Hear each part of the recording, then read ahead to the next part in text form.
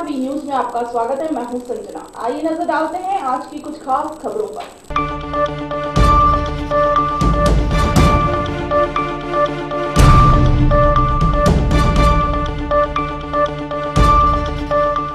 कल पश्चिमी नहर में एक लावारिस शव की पहचान होने के बाद आज उनके परिजनों ने जगधरी की अर्जुन नगर चौकी में भारी संख्या में पहुंचकर हंगामा किया। उनका आरोप था कि मृतक को उसके ही ससुराल वालों ने मरवाया है।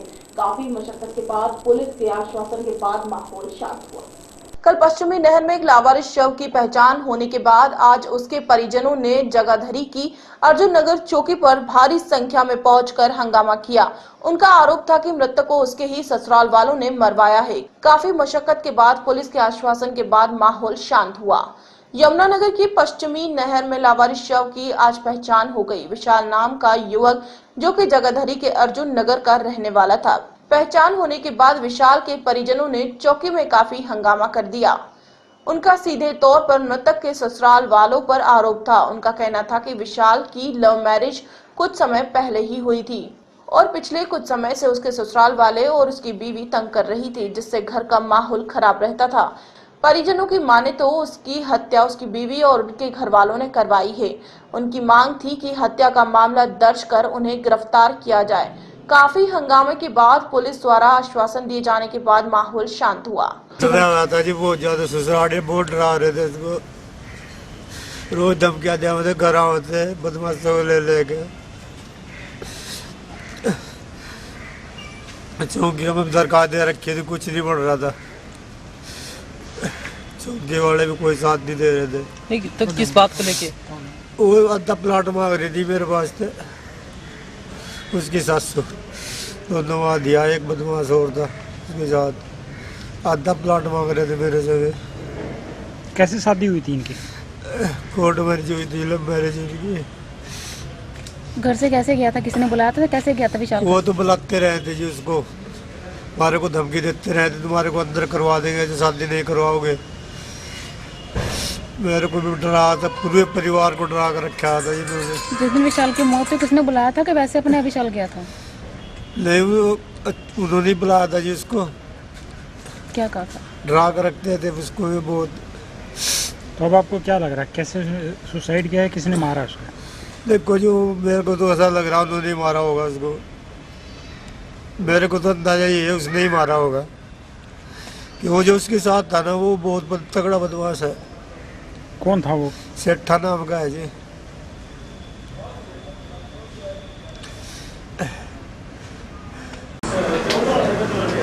सर क्या था मामला जो कुछ लोगों ने चौकी उठा दिया था कुछ मारे वाले? कल शाम को सिटी यमुनानगर पुलिस को नहर से विशाल नाम के लड़के की डेड बॉडी मिली थी। अखबारों में उसकी फोटो देख के उसके परिजन यहाँ आए थे, जिनको बताया गया कि आपकी कार्रवाई वहाँ होगी, उनकी कार्रवाई वहाँ होना भी जो कार्रवाई कर रहे हैं, जो बयान करें। उन्हें कुछ पड़ोसी काफ़ी 40-50 की मात्रा में यहाँ आगे इकट्ठे होगा, उनको भी समझा दिया, जो नारेबाजी कर रहे थे उनको समझा दिया भी आपकी कार्रवाई होना चाहिए, उचित कार्रवाई, और आप भी वो जाओ वो। यमुनानगर से राजकुमार सैनी की रिपोर्ट। कुरुक्षेत्र में सांसद दीपेंद्र हुड्डा ने साधा मुख्यमंत्री पर निशाना। कहा, मुख्यमंत्री प्रदेश के हितैषी तो नहीं। प्रधानमंत्री के हरियाणा आगमन पर चावल निर्यात का मामला भी उन्होंने नहीं उठाया। 2 साल में हरियाणा से बंद है चावल का निर्यात। कहा, भाजपा चुनाव से डर रही है, इसलिए नहीं करवा रही पंचायत चुनाव। कुरुक्षेत्र में सांसद दीपेंद्र हुड्डा ने साधा मुख्यमंत्री पर निशाना। कहा, मुख्यमंत्री प्रदेश के हितैषी तो नहीं। प्रधानमंत्री के हरियाणा आगमन पर चावल निर्यात का मामला 2 साल पहले से हरियाणा से बंद है चावल का निर्यात। कहा, भाजपा चुनाव से डरी हुई है, इसलिए नहीं करवा रही पंचायत चुनाव। कहा, पंचायत चुनाव शैक्षणिक योग्यता से पहले विधानसभा और सांसद में जरूरी। कुरुक्षेत्र पहुंचे सांसद दीपेंद्र हुड्डा ने पत्रकारों से बातचीत करते हुए उन्होंने कहा कि मुख्यमंत्री अपने आप को किसानों और व्यापारियों का हितैषी बताते हैं, तो अगर प्रदेश के हितैषी तो प्रधानमंत्री के हरियाणा आगमन पर क्यों नहीं चावल निर्यात का मामला उठाया। पिछले 2 साल से हरियाणा में चावल का निर्यात बंद है। साथ ही उन्होंने ये भी कहा कि भाजपा चुनाव से डरी हुई है, इसलिए पंचायत चुनाव नहीं करवा रही है, और उन्होंने कहा कि पंचायत में चुनाव शैक्षणिक योग्यता से पहले विधानसभा और सांसद में शैक्षणिक जरूरी है। सांसद दीपेंद्र सिंह हुड्डा ने कहा कि किसान की अर्थव्यवस्था मजबूत होगी तभी प्रदेश मजबूत होगा। भाजपा के अल्प शासनकाल में किसान विरोधी नीतियों के कारण अन्नदाता बर्बादी की तरफ जा रहा है। इसकी मुख्य रूप से भाजपा जिम्मेदार है। उन्होंने ऐलान किया कि अगर किसान को धान का सही मूल्य नहीं मिला तो कांग्रेस पार्टी किसानों के साथ उनका पुरजोर विरोध करेगी। किसान, मजदूर, व्यापारी और कर्मचारी को अच्छे दिन लाने का वादा कर भाजपा ने झूठ बोलने का रिकॉर्ड कायम किया है। वे पूर्व वित्त मंत्री हरमोहिंदर सिंह चड्डा के निवास पर आयोजित एक जनसभा में शामिल होने आए थे। उन्होंने कहा कि जब से देश व प्रदेश में भाजपा की सरकार आई है, हर वर्ग में नुकसान झेलना पड़ा है। जितेंद्र हुड्डा ने कहा कि सरकार पंचायत चुनाव को टाल रही है। चुनाव समय पर करवाना सरकार की संवैधानिक जिम्मेदारी है। 4 महीने से पंचायत चुनाव न कराने से सरकार की किरकिरी हो रही है। आर्टिकल 14 का वायलेशन है संविधान की, जिसमें बराबरी का अधिकार सबको मिला हुआ है। तो इस बात की वजह से हम सहमत नहीं है। सरकार को सभी दलों को बुला के इस पे विचार विमर्श करके और पूरा समय देके कोई ना कोई रास्ता निकालना चाहिए। कुरुक्षेत्र के सांसद राजकुमार सैनी ने हरियाणा पुलिस पर अविश्वास जताया। उनका कहना है गुजरात की तरह पुलिस यहाँ भी तोड़फोड़ कर सकती है क्योंकि एक वर्ग के लोग ज़्यादा इस पुलिस में हैं। मैं समझता हूँ कि हर बात पे हम टिप्पणी करें कोई ज़रूरत नहीं है और मैं उनकी किसी बयान पर टिप्पणी करने में समझता हूँ जरूरत है। और आज मैं अपनी तरफ से बहुत जो हमने यहाँ पे जिस तरीके का जिस जोश में पेवा हल्के से एक गांव से आए हुए कार्यकर्ताओं ने मनदीप चट्टा जी का जो आज, क्योंकि हम जन्मदिन भी है, इनको पहले तो जन्मदिन की मुबारक देते हैं, मगर जिस तरीके से मैंने जोश देखा, मैं समझता हूँ 1 साल के बाद इस बात में कोई संदेह नहीं है कि पेवा हल्का मन बना चुका है पूरी तरीके से कि आने वाले समय में जो एक झूठ की हवा भारतीय जनता पार्टी ने चलाई थी, विपक्ष ने चलाई थी, उसके सहारे उसकी वजह से जो ये नतीजा रहा, आने वाले समय में उतनी उससे ज़्यादा मजबूती से मनदीप चट्टा जी के साथ ये हल्का खड़ा है। आप खुद देख सकते हो इस तरह का जोश इस समय में, इतनी गर्मी में, विपक्ष में ऐसा जोश और इतनी बड़ी जो हाजिरी के अंदर लोगों ने जो जनभावना यहाँ पे प्रकट की है।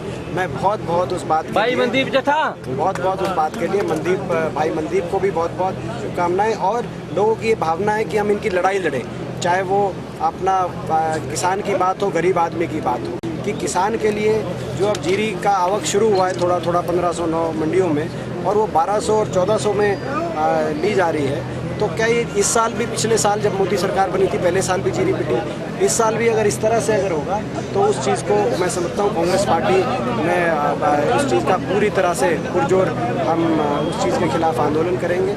और आज हम इस कहते हैं सभा के माध्यम से हज़ारों की तादाद में जो हम यहाँ पे कार्यकर्ता पूरे पेवा से बाकी के क्षेत्र से आए हैं, उनके बीच में हम ये फैसला करने जा रहे हैं कि किस तरीके से किसान की हम लड़ाई लड़ेंगे। कुरुक्षेत्र से विनोद खुंगर की रिपोर्ट। शिक्षक दिवस के अवसर पर आशीष डबरे एवं साथियों ने बैंकुटपुर के मानस भवन में शिक्षकों को सम्मानित किया, जिसमें मुख्य अतिथि के रूप में पूर्व केंद्रीय कृषि एवं खाद्य प्रसंस्करण मंत्री डॉक्टर चरणदास महंत शामिल हुए। शिक्षक दिवस के अवसर पर आशीष डबरे एवं साथियों ने बैंकुटपुर के मानस भवन में एक भव्य कार्यक्रम आयोजित कर शिक्षकों को सम्मानित किया, जिसमें मुख्य अतिथि के रूप में पूर्व केंद्रीय कृषि एवं खाद्य प्रसंस्करण मंत्री डॉक्टर चरणदास महंत शामिल हुए। कार्यक्रम का शुभारंभ अतिथियों ने मां सरस्वती एवं सर्वपल्ली डॉक्टर राधा कृष्णन के छायाचित्र पर माल्यार्पण कर एवं दीप प्रज्वलित कर किया। इसके बाद वक्ताओं ने समाज को बनाने में शिक्षकों की भूमिका पर विस्तार से प्रकाश डाला। शिक्षक दिवस के अवसर पर बैंकुटपुर से पहले भी अलग अलग स्थानों पर शिक्षक सम्मान समारोह आयोजित होते रहे हैं, लेकिन इस बार आशीष डबरे एवं साथियों ने इस बड़े स्तर पर कराने का विचार किया। उसके बाद यह कार्यक्रम आयोजित हुआ। उद्बोधन के बाद मुख्य अतिथि एवं केंद्रीय मंत्री डॉक्टर चरणदास महंत ने उपहार एवं प्रशस्ति पत्र देकर क्षेत्र के शिक्षकों को सम्मानित किया। कार्यक्रम के बीच में संगीत का कार्यक्रम भी रखा गया था, जिसे दर्शकों ने मंत्रमुग्ध होकर सुना। समारोह के मुख्य अतिथि पूर्व केंद्रीय मंत्री डॉक्टर चरणदास महंत के साथ कांग्रेस की जिला अध्यक्ष श्रीमती प्रभा पटेल, पूर्व जिला अध्यक्ष नजीर अजहर, मनेंद्र चंद्रगढ़, नगर पालिका अध्यक्ष राजकुमार कारवानी, कृष्ण मुरारी तिवारी सहित जिला कांग्रेस कमेटी के सभी पदाधिकारी मौजूद रहे। जो यहाँ आशीष डबरे और उनके साथियों ने किया था, मुझे बहुत प्रसन्नता हुई। हम सबका एक सामाजिक दायित्व बनता है कि जो हमारे बच्चों को इस राष्ट्र के लिए तैयार कर रहे हैं उनको समय पर या उनके जिस दिन शिक्षक दिवस बनता है उस दिन उनको सम्मानित करें, उनके प्रति आदर भाव व्यक्त करें। ये एक आवश्यक सामाजिक कार्य है। उस कार्य में हम सब लोग अपनी हिस्सेदारी निभाने आए थे। बैकुंठपुर पे छोटे छोटे स्तर पर होता है, तो मैं और मेरे साथियों द्वारा निर्णय लिया गया कि शिक्षक सम्मान समारोह बड़े स्तर पर कराया जाए, जिसमें हमारे मुखिया डॉक्टर चरणदास मोदी को बुलाया जाए और लगभग ज़्यादा से ज़्यादा शिक्षकों को सम्मानित किया जाए। इस मकसद से शिक्षक सम्मान समारोह रखा गया था। गोपालगंज जिले के माझा थाने के बिस्मरपुर गांव में एसआईटी टीम ने माझा थाने के सहयोग से छापे मारकर शराब और कारखाने का भांडा फोड़ा। गोपालगंज जिला के माझा थाने के बिस्मरापुर गांव के एसआईटी टीम ने माझा थाने के सहयोग से छापे मारकर शराब कारखाने का भांडाफोड़ दिया, जो बिस्मरापुर गांव के 1 किलोमीटर अंदर ईख के खेत में चल रहा था। उसके साथ 2 गोडाउन को भी पकड़ा, जिसमें भारी मात्रा में स्प्रिट और मीठा और महुआ के साथ पैकिंग मशीन बरामद हुआ। इतना सामान रखा हुआ था कि 2 ट्रैक्टर पे सामान न आ सका।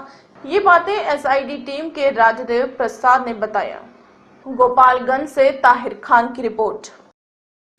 राज्य परिवहन हरियाणा ने रोडवेज के सभी जीएम को पत्र जारी कर यह निर्देश दिए कि जो सहूलियतें सरकारी बसों में यात्रियों को दी जा रही है उन्हें सख्ती से निजी बसों में लागू करवाया जाए, क्योंकि निजी बसों में यह सुविधाएं आदेशों के बाद भी नहीं दी जा रही है। राज्य परिवहन हरियाणा ने रोडवेज के सभी जीएम को पत्र जारी कर यह निर्देश दिए हैं कि जो सहूलियत सरकारी बसों में यात्रियों को दी जा रही है उन्हें सख्ती से निजी बसों में लागू कराया जाए, क्योंकि निजी बसों में यह सुविधा आदेशों के बाद भी नहीं दी जा रही है। आदेशों में 60 व 65 वर्ष के सभी बुजुर्ग, स्वतंत्रता सेनानियों, सशस्त्र बलों, मान्यता प्राप्त पत्रकार व छात्र छात्रा इत्यादि को मुफ्त सफर कराने के निर्देश हैं। 2013 में राज्य परिवहन ने आदेश पारित किए थे कि जो सुविधाएं सरकारी बसों में 60 वर्ष से अधिक उम्र की महिलाएं, 65 वर्ष से अधिक उम्र के पुरुष, राज्य स्तरीय खेल प्रतियोगिताओं के खिलाड़ी, स्वतंत्रता सेनानी की विधवा, शस्त्र बल, मान्यता प्राप्त पत्रकार, एनसीसी कैंडिडेट्स इत्यादि को दी जाती है, वे सारी मुफ्त सफर जैसी सुविधाएं प्राइवेट बसों में भी दी जाए। लेकिन निजी बस संचालक इन आदेशों को नहीं मान रहे हैं। अब तक एक बार भी इन आदेशों के पालन को लेकर राज्य परिवहन हरियाणा ने सभी रोडवेज महाप्रबंधनों को चिट्ठी लिखकर आदेश दिए हैं कि इन आदेशों का पालन नहीं हो रहा है, जल्द ही इन आदेशों की पालन कार्यवाही की जाए। वह बस स्टैंडों, बस के बोर्ड व पंपलेट बंटवा कर इनकी जानकारी यात्रियों को, बस संचालकों को दी जाए, ताकि इन नियमों का पालन हो सके। यदि इन नियमों का पालन नहीं होता है तो यात्री शिकायत दे सकते हैं, ताकि इन नियमों की अवहेलना करने वालों के खिलाफ एक्शन लिया जा सके। दरअसल हरियाणा रोडवेज की बसों में 21 कैटेगरी शामिल की गई हैं, जिन्हें मुफ्त सफर की सुविधा है, लेकिन निजी बस संचालक इन्हें नहीं मानते। स्कूल, कॉलेज के लिए गाँव में आने जाने वाले छात्र छात्राओं को इससे ज्यादा दिक्कतों का सामना करना पड़ता है, क्योंकि निजी बस संचालक उन्हें बस में नहीं बिठाते। छात्र छात्राओं ने बताया कि उन्हें बहुत दिक्कत होती निजी बस चालकों की मर्जी के कारण। निजी बस चालकों से इस मुद्दे पर बात की गई तो उन्होंने कहा कि वो सभी सरकारी आदेशों को मानते हैं, लेकिन छात्र छात्राओं को हम बिठाने के लिए तैयार नहीं हैं। वे ही छात्र छात्राएं उनकी बस में मुफ्त सफर करेंगे जिनके पास प्राइवेट बसों के पास होंगे। उन्होंने बताया कि बस पास के पैसे रोडवेज लेती है, तो वो छात्र छात्राओं को मुफ्त सफर क्यों करवाएं? भले ही निजी बस संचालक उनकी मर्जी पर अड़े हों, लेकिन निजी बसों को दिए गए परमिट में यह आदेश भी सीधे सीधे लिखे होते हैं कि जो सरकारी बसों में जो सुविधाएं यात्रियों को दी जाएंगी वो सुविधाएं निजी बस संचालक भी विशेष कैटेगरी को देंगे, लेकिन ऐसा नहीं हो पा रहा है। इससे पहले यह आदेश 1993 में पारित किए गए और फिर इनमें से कुछ बदलाव के बाद 2013 में लागू किया गया, लेकिन आदेशों को आज भी नहीं मनवाया जा सका है। इस पत्र कद को मिलने के बाद रोडवेज विभाग में हड़कंप तो है और इसे सख्ती से लागू करवाने की तैयारियां भी जोर शोर से शुरू कर दी गई है। अंबाला डिपो के वर्कशॉप मैनेजर ने बताया कि उन्हें पत्र मिल गया है, अब तैयारियां शुरू हो गई हैं। सब निजी बस संचालकों को आदेश मानने होंगे। अगर आदेश नहीं माने जाते तो यात्रियों को शिकायत का पूरा हक है, जिस पर एक्शन भी होगा। कॉलेज के स्टूडेंट हैं, हमें अगर प्राइवेट बस में सफर करते हैं तो बहुत प्रॉब्लम होती है। वो टिकट लेते हैं, हमारा पास नहीं चलाते।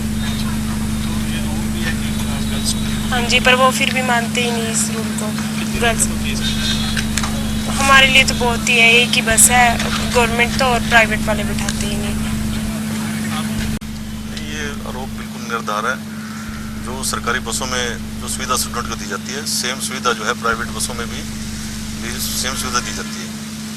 और अगर स्टूडेंट हमारे से पास बनवाना चाहे तो हम उसका पास बनाने के लिए तैयार हैं, उसको ले जाने के लिए तैयार हैं। हमारे को उसमें कोई दिक्कत नहीं है। शर्त ये कि पास आपसे हो। हाँ, शर्त है कि पास हमारे से बनवाएं। गवर्नमेंट को कह दीजिए कि उस पर चलेगी। नहीं ऐसा नहीं पास चलेगा। उसका ये नहीं है कि गवर्नमेंट पास बनाए, पैसे गवर्नमेंट ले, पास हम चलाएं, ये नहीं हो सकता ना। पास हमारे से बनवाए तो हम उसको ले जाने के लिए तैयार हैं। बाकी लोगों के लिए, वरिष्ठ नागरिक है, उनके लिए हमारी सेम सुविधा है। स्वतंत्र सेनानी है, उनके लिए सेम सुविधा, जो गवर्नमेंट की सुविधा दे रखी है वो सेम सुविधा है हमारे पर लागू, सेम सुविधा है। सबको सुविधाएं हम देने के लिए तैयार हैं और दे रहे हैं। हम ऑलरेडी दे रहे हैं, देते रहेंगे। महानिदेशक राज्य परिवहन चंडीगढ़ से आदेश प्राप्त हुए हैं कि जो प्राइवेट समिति की बसें हैं उनमें जो फ्री यात्रा जो यात्रियों को प्रदान की गई है वो परिवहन समिति की जो बसें हैं उनमें लागू नहीं हो रही है, वो देने से इनकार कर रहे हैं। तो इस बारे हमने जो आदेश प्राप्त हुए हैं उसके बारे में पम्पलेट छपवा के और जो भी हमारे अधीन बस अड्डे आते हैं उन सब पे पम्पलेट लगा रहे हैं, होल्डिंग बोर्ड्स भी लगवाएंगे ताकि यात्रियों को पता चले कि इन बसों में हमें मुफ्त यात्रा अलाउड है। और अगर इस बारे कोई यात्री को वो मना करते हैं यात्रा प्रोवाइड करने से, तो संबंधित जो जिले में प्रादेशिक परिवहन अधिकारी है उसको शिकायत दे सकते हैं। अगर वहाँ से भी समस्या का हल ना हो तो फिर वो महानिदेशक ऑफिस चंडीगढ़ या लोकल जीएम दफ्तर में शिकायत दे सकते हैं। ये यात्रा उनके लिए भी देनी अनिवार्य बनती है। अगर इसमें जैसे कि हमारे हरियाणा के सीनियर सिटीजन, उसमें पुरुष और महिलाएं, स्कूल गोइंग लड़कियां हैं, छात्र हैं या अन्य और भी कई कैटेगरी हैं, उन सबको ये अलाउड है और सबको ही फ्री यात्रा उनको भी देनी चाहिए परिवहन समितियों को। जैसे हमें आदेश प्राप्त हुए हैं हमने तुरंत तैयारी इसकी स्टार्ट कर दी है और अपने जो अड्डा इंचार्ज हैं, जो स्टाफ हमारे बस अड्डे पे है, वहाँ पर हम लिस्ट में जो होल्डिंग्स लगा दिए हैं और सबको वैसे भी अनाउंसमेंट भी कर रहे हैं कि इसमें जो यात्री जो फ्री मुफ्त यात्री जो है वो अलाउड है संबंधित category. DCP urban Surendrapal Singh ने आज कैंट सदर थाने में सुनी लोगों की समस्याएं। डीसीपी ने बताया कि आज 5 लोगों ने उनके सामने समस्याएं रखी। आज अभी 5 कंप्लेंटें आई थी, उसी टाइम उनको 3 का सॉर्ट आउट हो गया, 2 अभी डीएसपी की ड्यूटी लगा गए तो वो करवा रहे हैं। नहीं, अपने लेवल पे हमने शुरू किया है कि जो भी है थानों में जाएंगे, हम 2-3 घंटे पुलिस स्टेशन में लगाएंगे, हर पुलिस स्टेशन में बदल के और अपना उनकी प्रॉब्लम सुनेंगे और उसको सॉर्ट आउट करेंगे। या जब भी कोई इन्फॉर्मेशन आती है तुरंत हम कार्रवाई करते हैं। इन्वेस्टिगेशन के लिए हमने स्पेशल और भी अच्छे आदमी लगा दिए। मोस्टली हमने जो पुराने पुलिस वाले थे सारे बदल दिए, नए आदमी बढ़िया काम कर रहे हैं और उनसे अच्छी उम्मीद की ओर रखी जा रही है। खबरों में फिलहाल इतना ही, मुझे दीजिए इजाजत, नमस्कार।